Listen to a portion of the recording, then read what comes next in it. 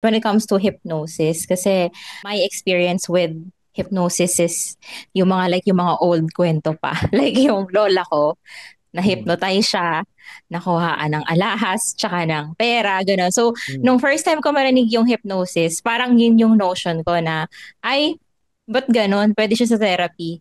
Gano'n. So, for those people na would be curious about healing, ganyan, how does hypnosis, in the context of therapy and healing, how does it help? And how would you explain that to those people na hindi pa sila ganun ka-aware sa benefits ng hypnosis? Kasi marami talagang yun yung myth eh, di ba? Parang biglang wala ka ng control. Yun yung nakakatakot, yung maisip mo na wala ka ng control with things.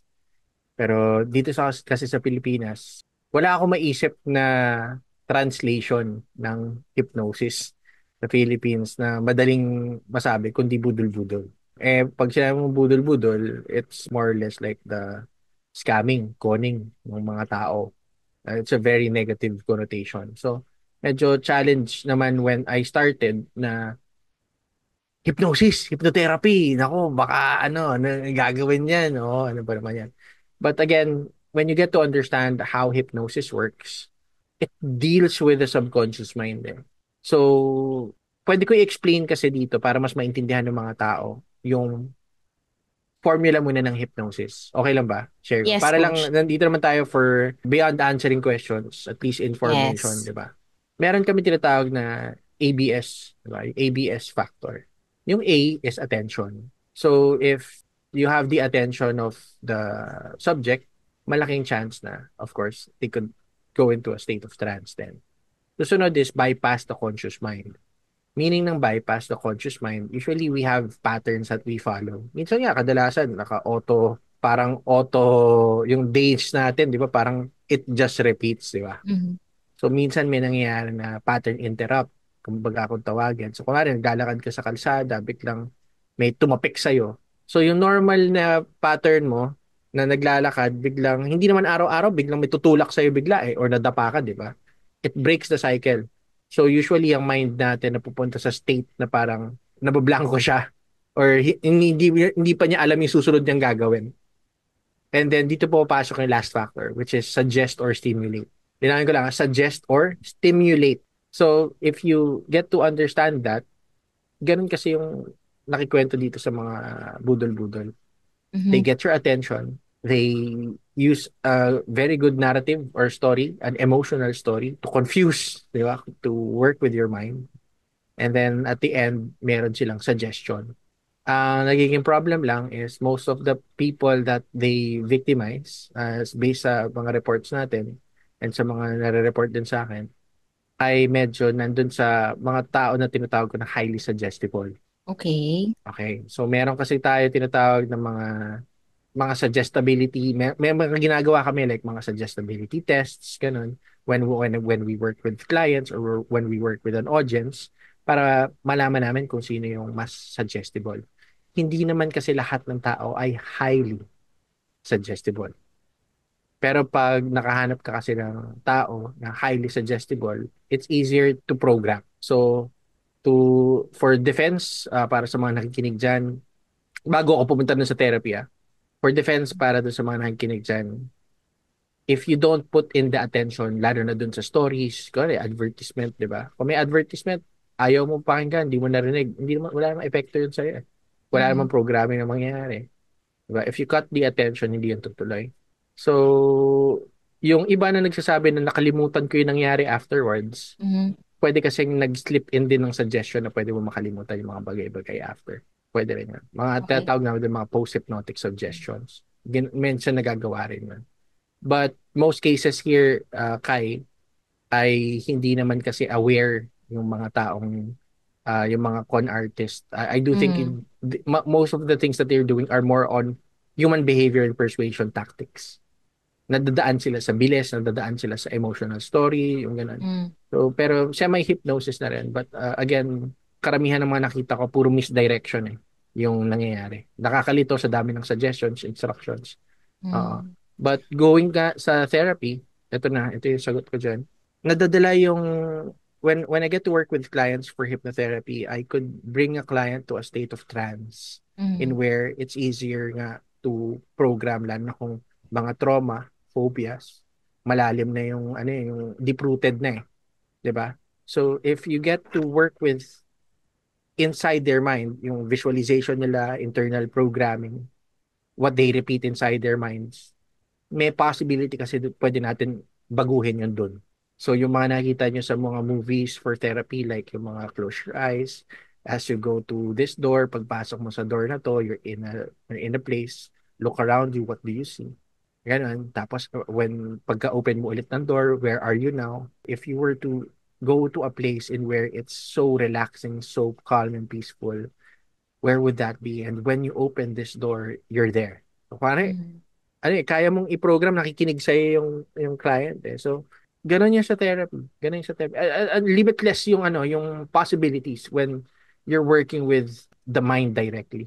Mm. Hindi siya yung, iba yung nag-uusap tayo ng ganito conscious. Hindi eh. Kaya mo visualize ng steady lang, pero iba yung nandun ka sa state of trance Okay. talaga. And it's like, for me, a state of trance is like more of like a heightened focus state. Okay. So imagine yourself like watching a movie. When you're watching a movie, nakatutok ka sa screen, di ba? Kaya nasa cinema Mm. ka. Napapansin mo ba yung mga tao sa gilid mo?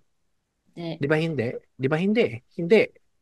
So, ang nangyayari, you're too focused on the screen and then you trans yun eh. You don't Mm. notice other things. So, suggestions or anything that you want to be programmed, there's a possibility na magawa yan.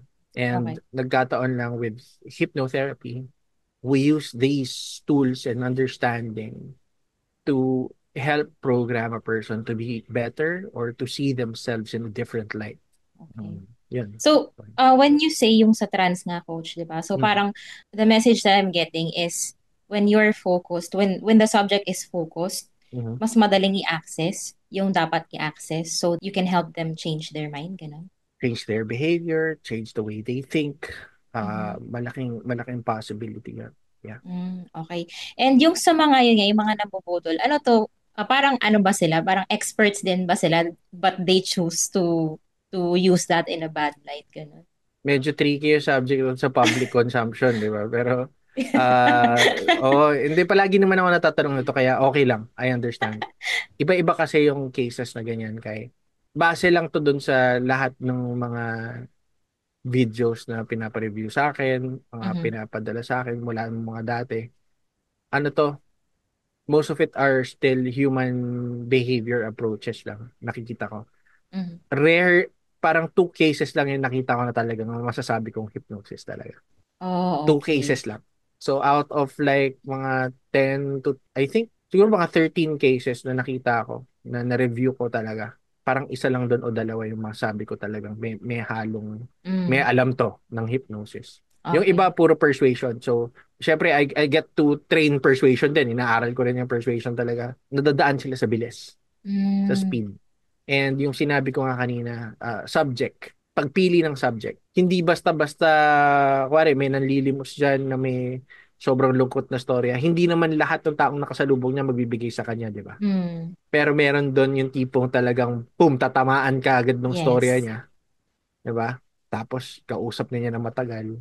Pasensya na po, nawala lang po talaga yung wallet ko eh. Parang awan niyo na po, baka pwede niyo po ako Mm, tulungan. Yung iba maglalakad lang pa diretso eh. yes. 'Di ba? Pero merong isa, dalawa, tatlo na biglang hihinto doon. So anong pwede ko itulong sa iyo? Mm, So yan, they pry on that. Eh. So okay. kadalasan matatanda yung inaano nila kasi syempre yung attentiveness hindi na ganun yun as you age eh. Hindi na ganun Mm, eh. So mas mm, madali kang maniwala with certain things. It comes with the age eh. okay. Not everyone naman kasi may mga age naman din na talagang sobrang alisto pa rin talaga. Oo, but for most of it, yeah. So, ito yung sinasabi mo kanina, coach, na highly suggestible, right? Or can I use the word Yes. target? Like the It's targeting. up to you. It's up to you.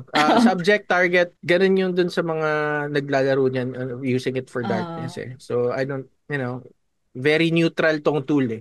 mm, Again, as I always say, it's these are tools that you could use And when I teach people based sa coaching and mentoring ko, I always say this, parang, my job is to give you the knife. Mm. You could use it for cooking or you could use it for other stuff. Okay. That's up to you. Mm. My job is to give you the knife.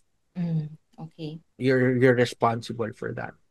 So yeah. Hindi ko kasi sa dami na nakakausap kong tao, hindi ko na mag-gauge. Dati kaya ko mag-gauge kasi konti lang kausap ko eh.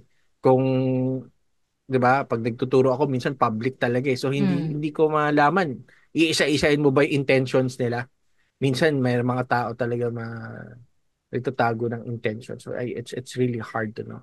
Mm. So on Okay. my end, I just, keep my conscience clean by diligently working with people who really want to improve themselves. So dun, Mm. at least yung clear ako dun. Yes, Yeah. okay. So, Coach, I want to know how is it different, yung hypnotherapy, how is it different from psychotherapy? Like, Hindi magkaiba ko sila. hindi ko I cannot attest to give you a difference because Mm. my training has been very very specific with neuro linguistic programming and hypnotherapy. Mm. Okay. So hindi ako nag-undergo ng psychotherapy. So it's siguro yun yung ganito ako sumagot kasi Mm. dahil hindi ko siya nadaanan or hindi ko siya na-practice. It's hard for me to compare these two practices. It could be similar, it could be Mm. different, I don't know. I don't Okay. know. Sige, Yeah. Coach. Thank you.